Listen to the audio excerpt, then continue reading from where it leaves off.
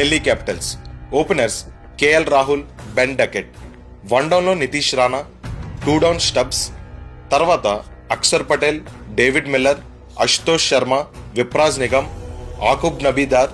Specialist bowlers Mitchell Starc, Mukesh Kumar, Kuldeep Yadav. Solid batting lineup ఉంది, మంచి all-rounders ఉన్నారు. బౌలింగ్ లైనప్ కూడా చాలా బాగుంది. ఆకుబ్ నబీదార్ చాలా మంచి ఆల్రౌండర్, ఇన్ ఫామ్ లో ఉన్నాడు. తను షైన్ అయితే ఇండియన్ టీంలోకి రావడానికి ఎంతో టైం పట్టదు. Kolkata Knight riders.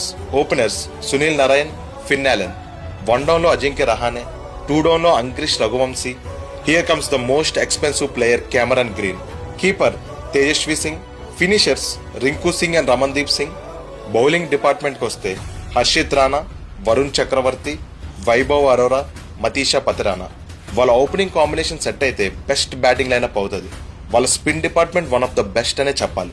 పతిరానా వల్ల డెత్ బౌలింగ్ కూడా స్ట్రాంగ్ అయింది. ఈ స్క్వాడ్ మీకెలా అనిపించింది? కామెంట్ చేసి చెప్పండి.